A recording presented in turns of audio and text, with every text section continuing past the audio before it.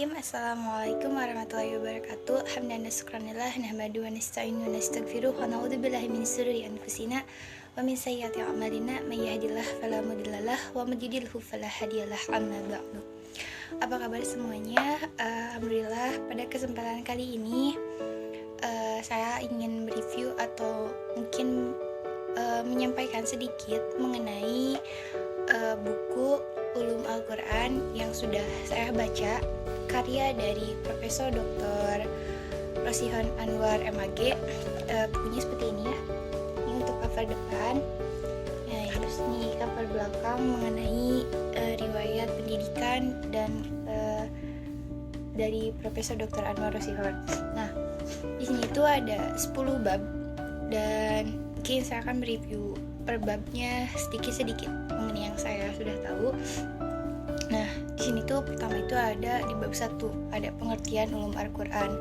Nah, ulum Al-Quran sendiri berasal dari bahasa Arab dan berasal dari dua kata, yaitu ulum artinya ilmu dan Al-Quran ialah kalam Allah yang diturunkan kepada Nabi Muhammad SAW, yang dimana lafaz-lafaznya itu mengandung mukjizat.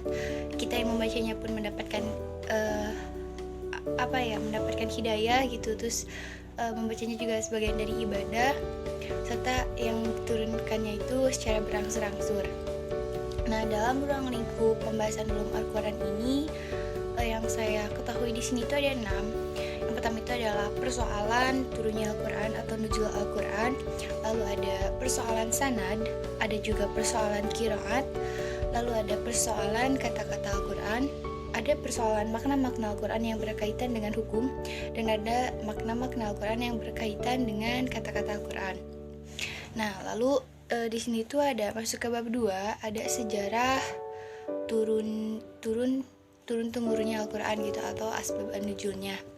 Nah, kan hikmah diwahyukannya Al-Quran secara berangsur-angsur itu bisa dibilang Al-Quran itu turun dalam tempo waktu 22 tahun, 22 hari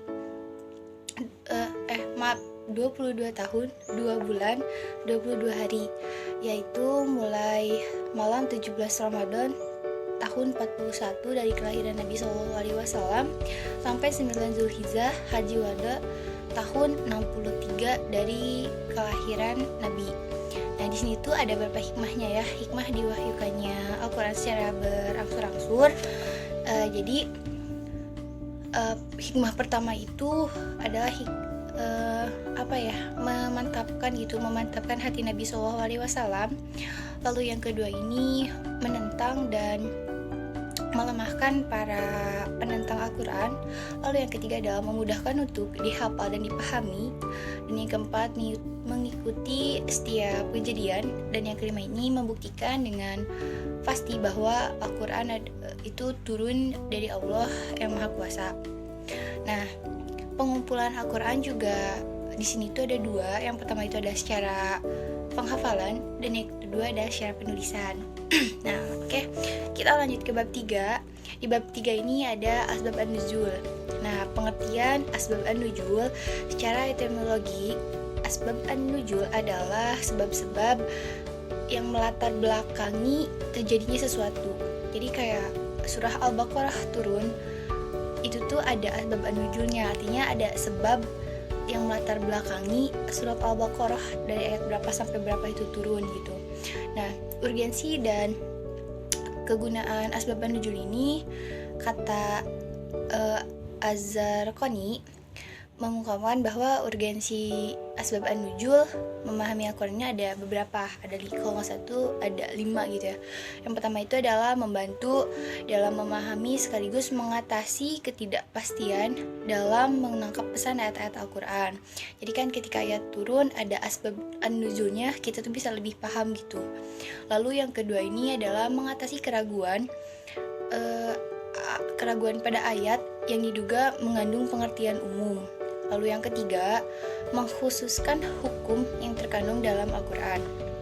Lalu yang keempat ini mengidentifikasi pelaku yang menyebabkan ayat Al-Quran turun.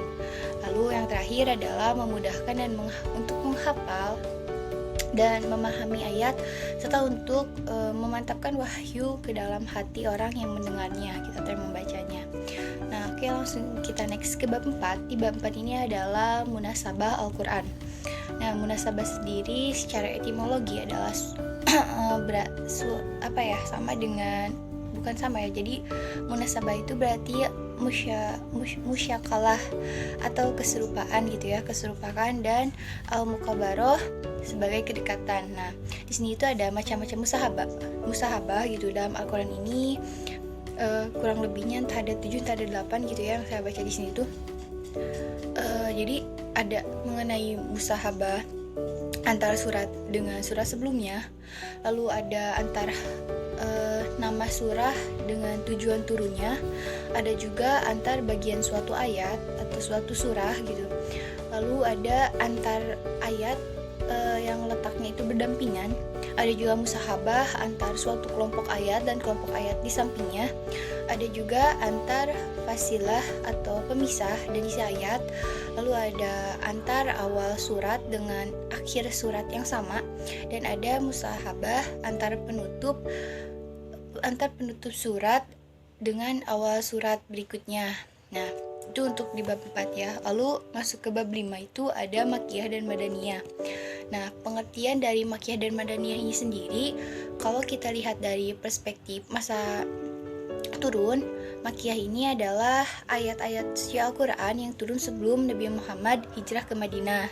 Dan untuk surah Madaniyah artinya ketika ayat-ayat Al-Quran yang ketika turunnya itu ketika Nabi sudah hijrah ke Madinah.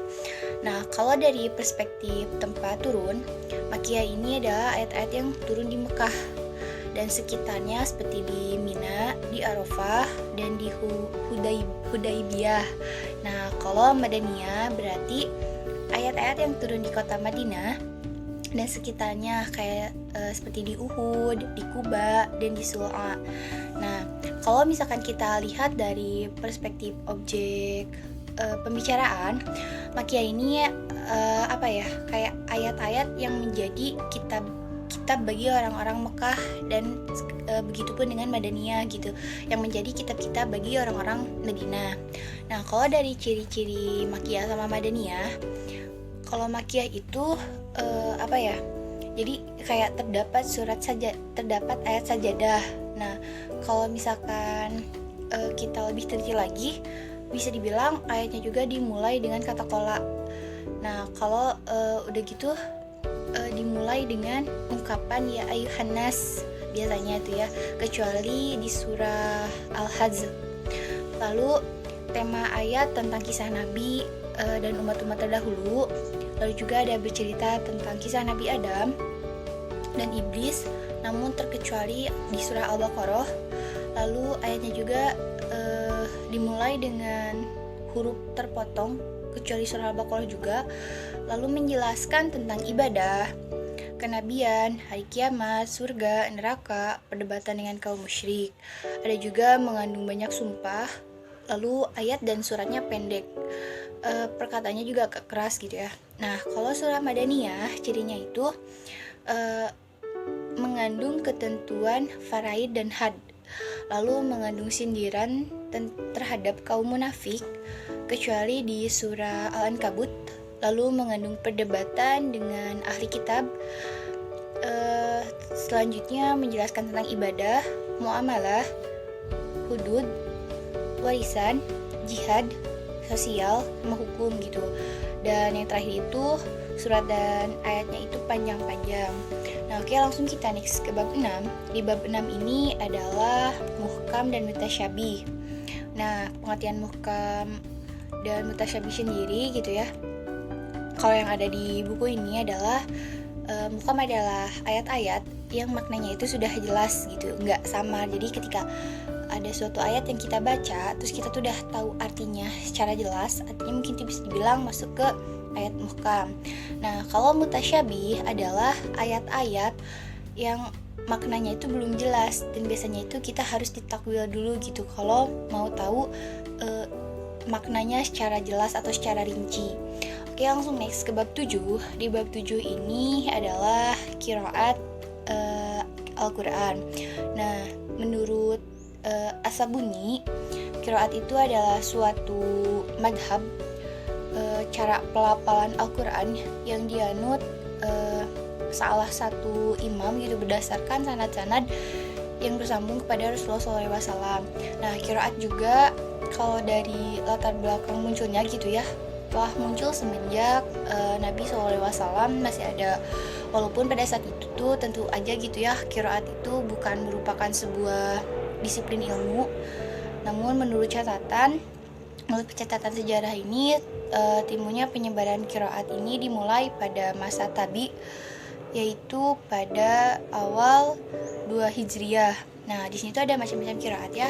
Kalau dari segi kuantitas ada qiraat sab'ah atau qiraat 7, lalu ada qiraat asyarah atau qiraat 10, dan ada qiraat arba'at asyarah atau qiraat 14.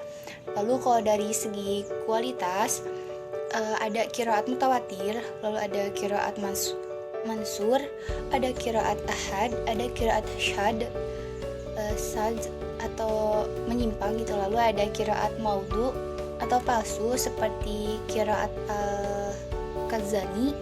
Lalu qiraat yang menyerupai hadis mudraj atau sisipan. Oke, langsung masuk ke bab 8. Di bab 8 ini ada nas mansuk. Nah, pengertian nas sendiri secara etimologi itu ada 4.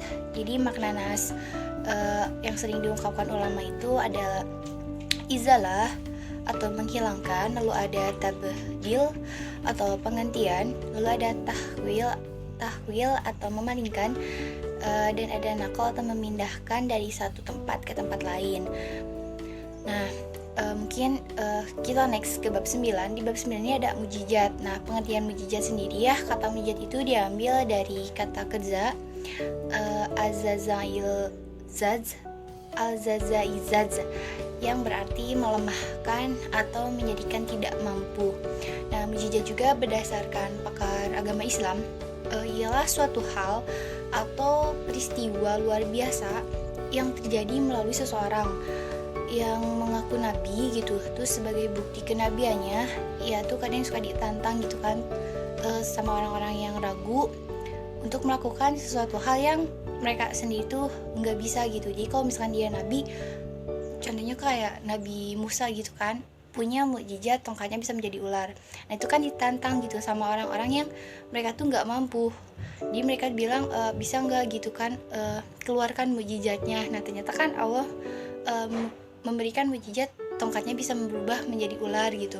Artinya orang-orang yang percaya tuh bisa yakin, oh ternyata memang mukjizat seorang nabi itu pasti berbeda dan sangat luar biasa gitu ya. Lalu yang ke-9 ini ada mengenai jadi yang terakhir ada di bab 10, yaitu ada tafsir, takwil, dan terjemah. Nah, pengertian tafsir, takwil, dan terjemah sendiri kalau menurut bahasa, tafsir itu berarti al-idah atau menjelaskan gitu ya. Lalu ada tafsir itu sebagai al-bayan atau menerangkan, lalu ada al-kasf mengungkapkan. Nah, kalau takwil itu secara bahasa berarti ar-ruzu' ila al-ash, yang berarti kembali pada pokoknya.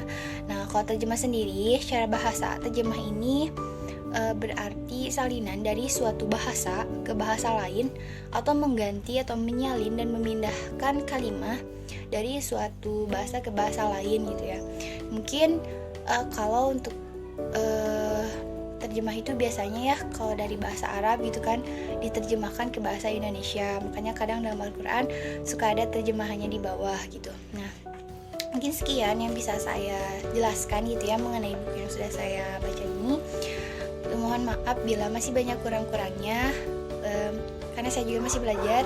Semoga apa yang saya sampaikan bisa menjadi tambahan ilmu untuk teman-teman semuanya dan menjadi amal ibadah juga bagi saya. Mungkin saya pamit undur diri untuk semuanya. Terima kasih. Undur man qala wala tandur man qala. Wassalamualaikum warahmatullahi wabarakatuh.